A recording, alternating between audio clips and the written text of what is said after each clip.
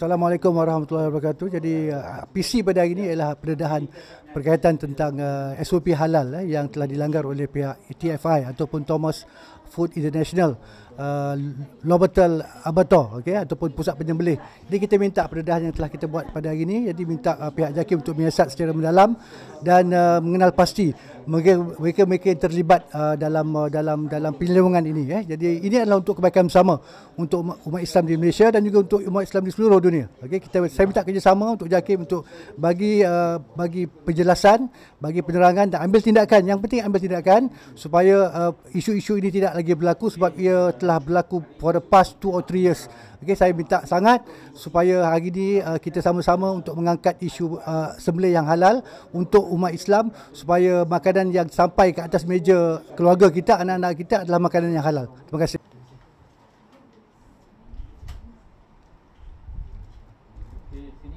Okey, kita dah merdeka dah lebih 60 tahun. Takkan tiap-tiap setahun dua kita ada isu macam ni. Kita tak mau terima lagi isu macam ni sebenarnya. Pasal tidak ada satu masa pun Jabatan Kerajaan cuti. Maknanya pergerakan mesti ada. Jadi kita tak maulah benda ni kejap timbul, betul tak timbul, lepas tu timbul, tak timbul. Kerana kita ni, sebab tu kadang-kadang macam saya cakap tadi, kita ni kadang-kadang dia bengong disebabkan makanan yang tidak betul. Ya, percayalah. Dia ada bengong luar biasa kalau kita makan tak biasa. Degil pun satu. Dah memang betul itu. Memang dah diberi amaran oleh Allah SWT. Garang pun ya juga. Macam lepas tu lompat-lompat sekejap, belum habis lagi. Yang lompat-lompat tu kau makan ekor kanguru.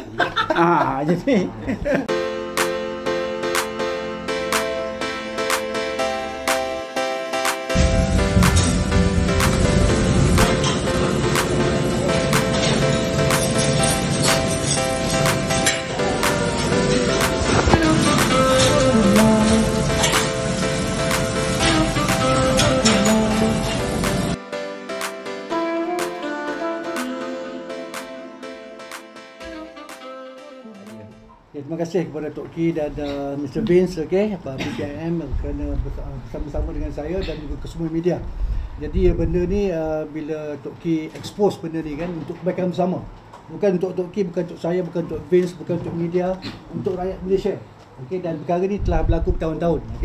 Dan sidang media ini dianjurkan oleh BPIM sama dengan Pertubuhan Kebijakan Rakyat dan juga Sahabat 99 bertujuan untuk memberi kerjasama dengan pihak JAKIM dalam menangani isu yang tidak bermoral dan juga integriti di kalangan pegawai serta kaki tangan yang terlibat mengenai ketidakupayaan Pusat Penyelidikan Thomas Food Industries, Lobatal Australia, TFI.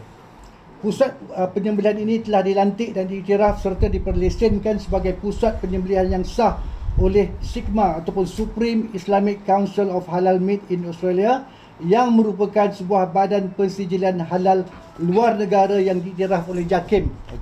Terdapat 7 buah badan yang telah diiktiraf oleh JAKIM, dan salah satunya ialah SIGMA yang menjadi isu dalam topik kita pada hari ini. Berdasarkan kepada bukti-bukti video dan juga gambar serta dia berkukuhkan dengan saksi yang merupakan pekerja sembelihan di TFI. Tadi adalah pekerja. Pihak Perkemas dan juga PPM yakin bahawa terdapat unsur-unsur yang jelas pelanggaran protokol penyembelihan sebagaimana yang telah digariskan oleh SOP halal JAKIM, serta siasatan menyeluruh perlu dibuat dengan kadar segera oleh pihak autoriti termasuk pihak JAKIM, SPRM dan juga PDRM, serta merombak struktur organisasi halal JAKIM dengan melakukan rombakan ke atas jawatan-jawatan panas yang terdedah kepada isu-isu integriti. SIGMA adalah salah satu daripada 7 badan pensijilan halal luar negara Australia yang diiktiraf oleh JAKIM. Sebelum pendedahan ini dibuat di akhbar tempatan, isu ini telah dibongkar melalui blog yang berpusat di luar negara. Walau bagaimanapun, tidak ada satu kenyataan media dibuat oleh pihak JAKIM untuk membalas dakwaan serta menafikan seperti yang dinyatakan dalam blog tersebut. Sekiranya apa yang didakwa adalah tidak benar, ini menimbulkan tanda tanya kepada semua pihak termasuk rakyat tempatan yang berkesempatan untuk membaca laporan tersebut bertajuk JAKIM Still Turning a Blind Eye to Halal Integrity Issues. Isu halal adalah isu yang amat sensitif kepada umat Islam di Malaysia. Protokol yang dikeluarkan oleh JAKIM dalam memastikan umat Islam dibekalkan daging sembelihan yang halal adalah syariat yang digariskan dalam Islam. Apabila isu ini sampai ke muatan kami sebagai umat Islam dan juga rakyat Malaysia, serta pembayar cukai, saya mempunyai tanggungjawab untuk memastikan daging yang diimport untuk rakyat Malaysia adalah halal serta mengikut prosedur sembelihan yang digariskan di bawah SOP penyembelihan JAKIM. Berdasarkan kepada bukti-bukti yang ada, kami yakin dan percaya bahawa ada beberapa isu moral dan juga integriti yang perlu diredahkan untuk kebaikan dan juga kemaslahatan umat Islam di Malaysia, dan saya meminta pihak berkuasa untuk mengambil tindakan yang sewajarnya ke atas pelaku-pelaku yang melanggar integriti halal Malaysia. Isu ini belum lagi mendapat pendedahan liputan yang sewajarnya sehingga 13 April 2022. Pada 13 April 2022, pihak Perkemas dan juga PPN telah mengadakan sidang media dan laporan akhbar yang pertama telah dikeluarkan di akhbar tempatan pada 14 April 2022 bertajuk Rumah Sembelih di Australia bekal 45% daging ke Malaysia tidak ikut syariat Islam. Status halal meragukan. Pada 14 April 2022, JAKIM telah membuat kenyataan. Saya telah bekalkan media statement daripada JAKIM. Media telah membuat kenyataan media memberi respon kepada kenyataan media sebagaimana yang dilaporkan pada hari yang sama. Dalam kenyataan media tersebut, JAKIM tidak menafikan kesemua dakwaan yang dinyatakan dalam laporan akhbar pada 14 April. Sebaliknya menjelaskan turutan insiden yang berlaku bermula pada 1 bulan April 2022. Seterusnya telah menjelaskan bahawa pihak Sigma telah mengadakan audit berkala ke atas Thomas Food International.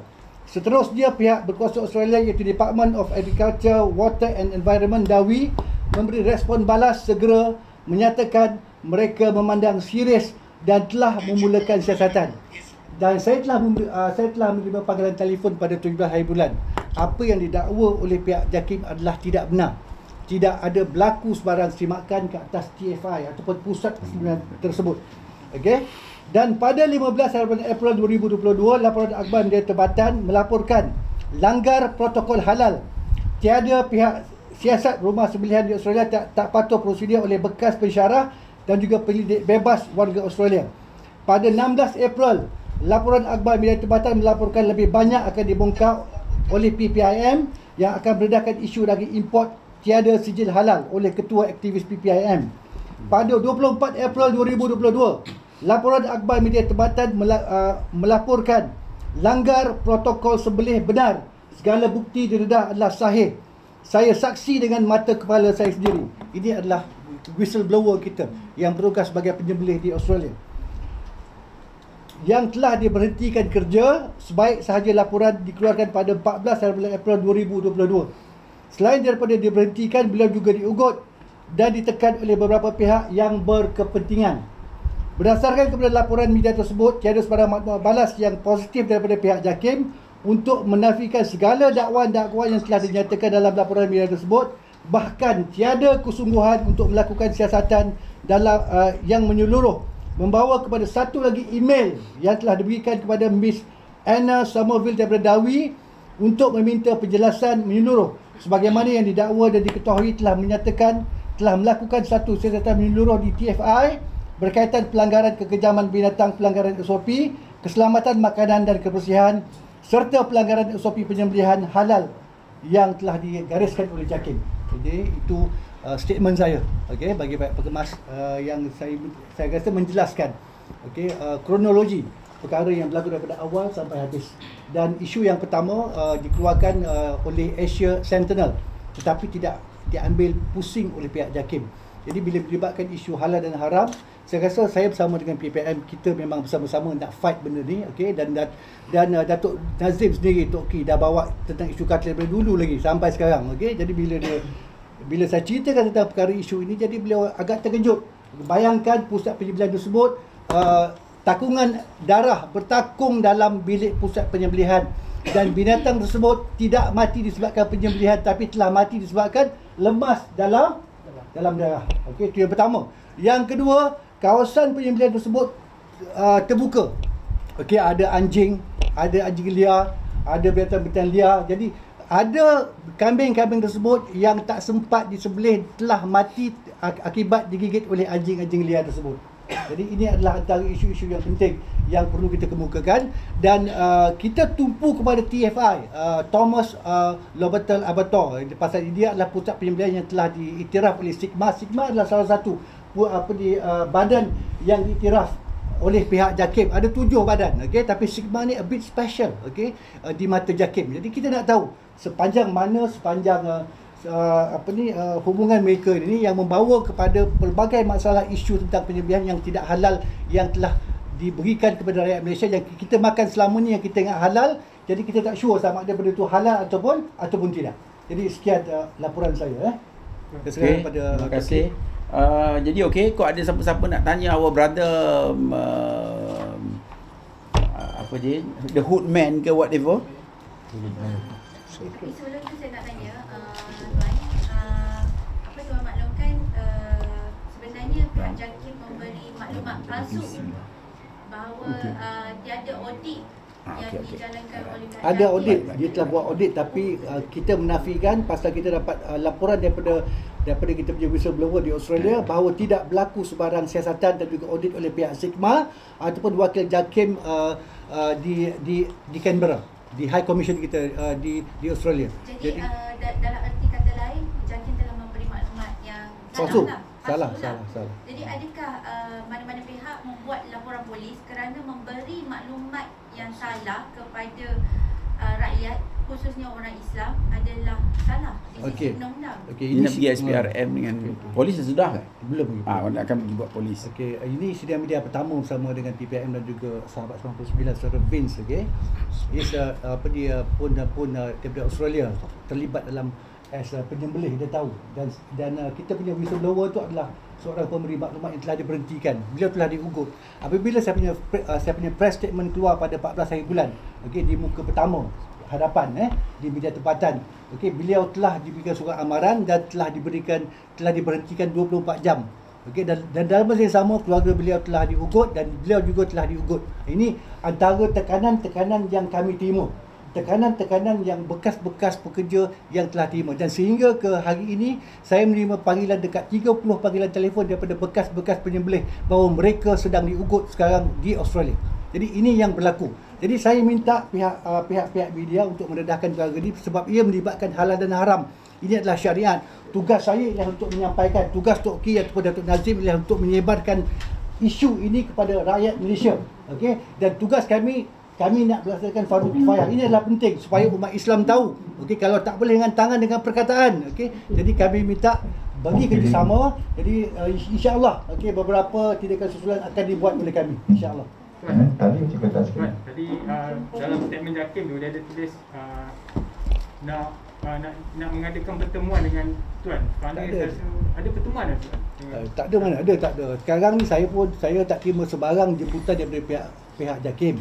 Kita bukan nak lawan JAKIM pun. Tok Ki pun tak nak lawan JAKIM pun. Tok Ki pun dah berjuang untuk bab kartel import ni pada dulu lagi dah. Beliau lagi hebat.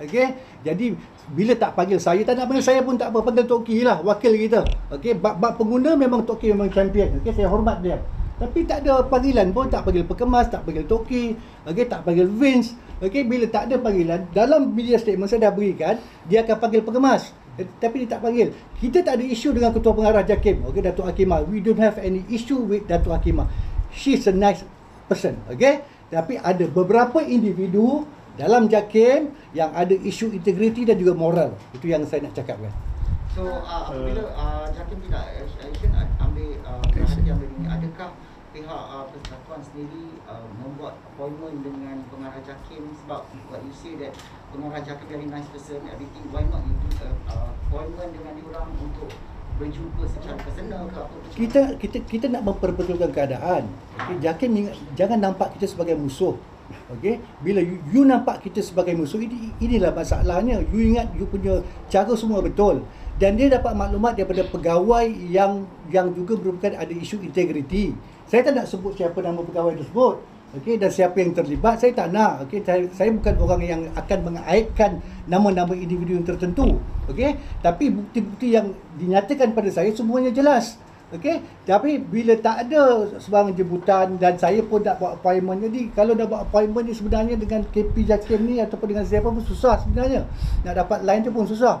Jadi saya rasa bila dia nyatakan dalam statement, media statement tersebut pada 15 hari bulan, Jadi saya tunggulah panggilan telefon. Saya telefon Tok Ki, Datuk Hakimah ada telefon tak? Pasal Datuk Dazim ni memang sentiasa dihubungi oleh pihak JAKIM untuk tahu apakah input atau apakah isu semasa pengguna pada hari ni. Tapi Tok Ki pun tak jemput. Jadi dia cakap dengan saya, Faizal tak ada, dia tak ada call ni. Okey, tak apa, kita tunggulah. Okey.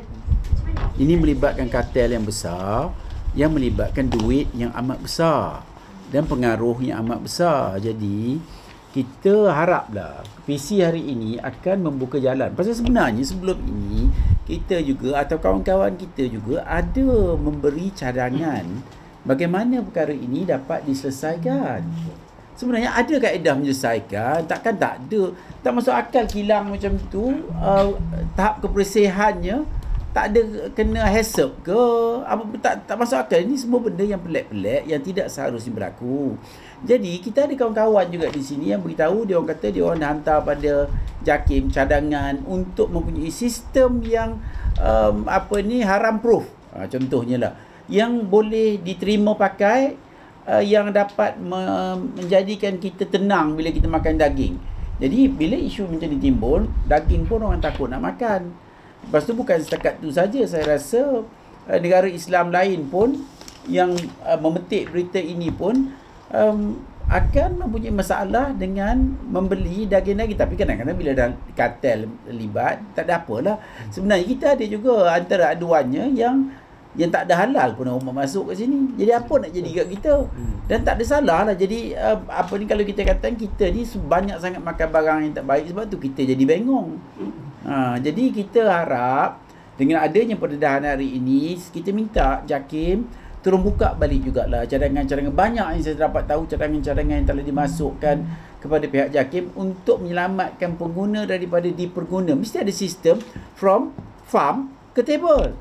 Nak tahu mana dah ni apa dia, parent dia, apa stok mana ke, macam siapa punya melih dia, mesti ada tu laluan yang jelas. Yang kita tengok aja tekan QR code, dah tahu dah ini yang punya melih dia, sepolan-sepolan. Jadi mesti sistem ada. Ini bukannya sistem nak buat roket ke bulan. Ni sistem simple. Saya tak nampak sebab kenapa JAKIM tidak meneliti cadangan-cadangan yang ada. Jadi saya minta hari ini telitilah cadangan-cadangan, dan kita pun boleh minta kawan-kawan kita supaya follow up balik dengan JAKIM, supaya follow up balik dengan Menteri sendiri. Mungkin Menteri pun kena main peranan. Kita fahamlah Menteri baru juga, tapi mana dia kena buat sesuatu. Pasal ini adalah dalam isu menyelamatkan umat Islam daripada tercemar daripada segi mungkinlah psikologi ke, dari segi apa jua yang makan makanan yang tidak halal.